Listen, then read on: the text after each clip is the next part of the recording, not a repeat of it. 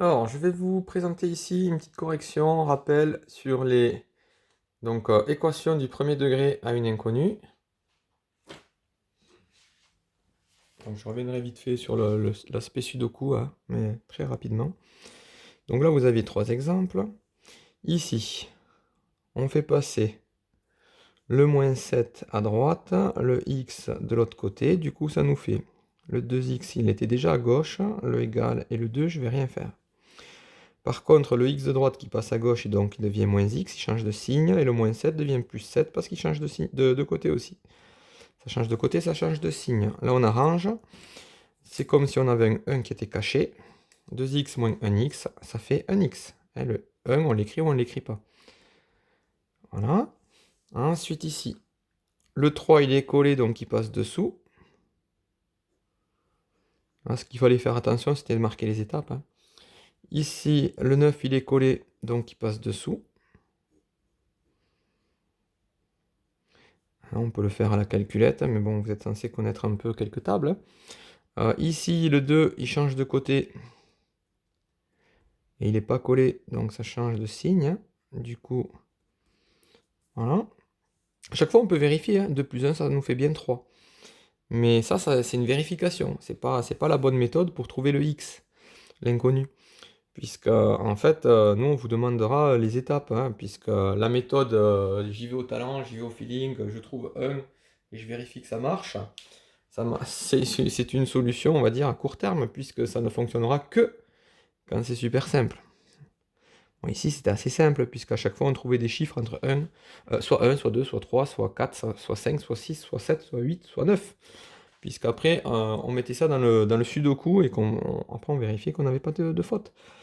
Mais ça ne sera pas toujours aussi simple. Donc le moins 3, on va les passer de ce côté. Les trucs avec des x de l'autre côté, on regroupe. Donc on se retrouve à gauche, on avait ça. Donc je me répète, hein, à chaque fois je vous dis un peu la même chose, mais je suis loin de la feuille, du coup j'écris encore plus mal que d'habitude. Donc le 2x passe à gauche, devient moins 2x. Le moins 3 passe à droite et devient plus 3. On arrange un petit peu, donc ça nous fait 3x égale 6. Le 3 il est collé, donc il passe dessous. Et ça nous fait 2. Ici, j'espère que j'étais à peu près cadré. Ici, le moins 4 passe de l'autre côté, donc il devient 4. D'habitude, on ne les met pas, hein, les flèches et tout ça, on le fait, et puis c'est tout. Là, on peut faire un produit en croix. X est égal à 3 fois 1 divisé par 1. On n'est pas obligé de les écrire, puisque le fois 1 ou le divisé par 1 ne sert à rien. Donc ici, c'est un exemple. Là, on va tout mettre au même dénominateur. Voilà, la même technique que précédemment. Lui, je vais rien faire pour l'instant. Le 1, pour le transformer en 3, je vais le multiplier par 3. Le 2, du coup, je suis obligé de le multiplier par 3, puisque si je le fais en bas, je dois le faire en haut. Le 1, pour le transformer en 3, je dois le multiplier par 3. Du coup, le x, je dois également le multiplier par 3. Je vois que je vais manquer un peu de place, tant pis. Donc ça nous fait, là je vais me retrouver avec du 3, là aussi, donc j'aurai du 3 partout. Du coup, je suis même pas obligé de le mettre, puisque je sais qu'il disparaît. Ce qui nous fait x plus 6 égale 3x. Ok? Alors là, j'ai un problème de place. Attends, je vais continuer ici. J'avais prévu ces deux cases en cas d'erreur. Donc ça nous faisait le 3x, on va le passer à gauche. Je suis en train de voir qu'il y a une erreur ou pas. Non. Le 3x, alors il y a plein de façons de faire. C'est un peu maladroit d'ailleurs de faire comme ça, mais je vais le faire quand même. Le 3x, il va passer à gauche, il va devenir moins 3x. Et le 6, il va passer à droite, il va devenir moins 6. Donc ici, comme je vous dis à chaque fois, le 1, ou on le met ou on le met pas, mais ça revient au même, hein. 1 moins 3, ça nous fait moins 2x, égal à moins 6. Le moins 2, il est collé, donc il passe dessous. Et ça va nous faire du coup 3. Voilà. Hop. Alors après, on continue.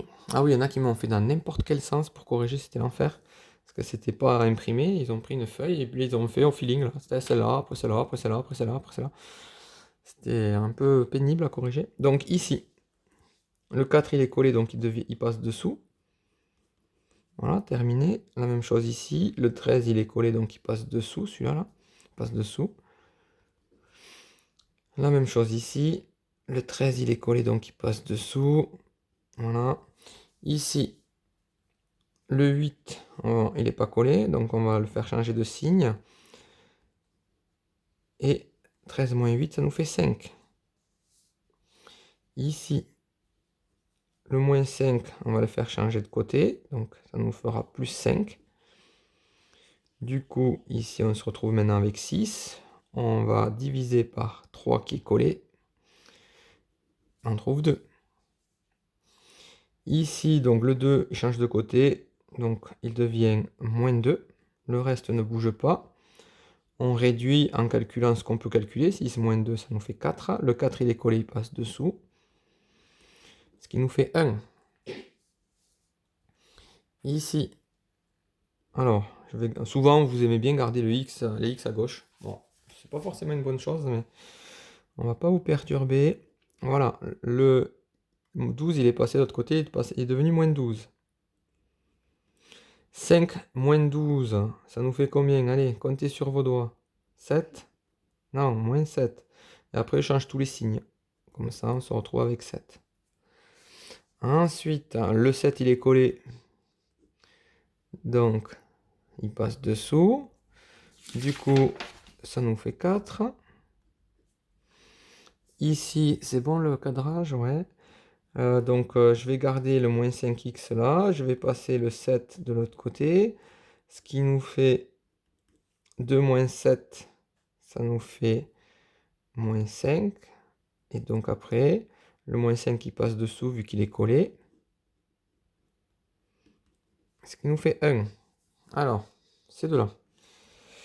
Là, je distribue, puisqu'il y a des parenthèses. 2 fois x, ça fait 2x. 2 fois moins 5, ça fait moins 10. Voilà. Après, on retombe sur un truc qu'on a vu juste avant, hein, c'est un peu les mêmes. Le x, il passe de l'autre côté, donc il devient moins x.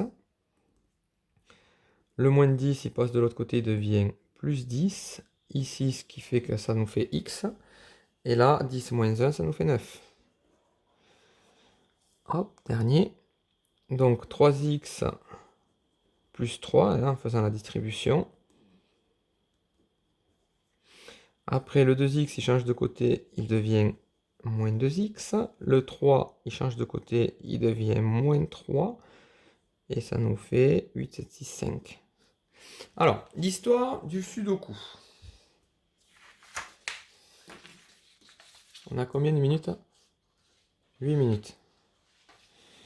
Déjà, le Sudoku, on pouvait le faire comme ça, direct. Et après, si on avait fait des erreurs là, eh bien, voir si ça correspondait, pourquoi on s'était trompé, trouver les erreurs. Sinon, la façon, on va dire, la plus classique, était de les prendre un par un. Voilà, et on les met. BE.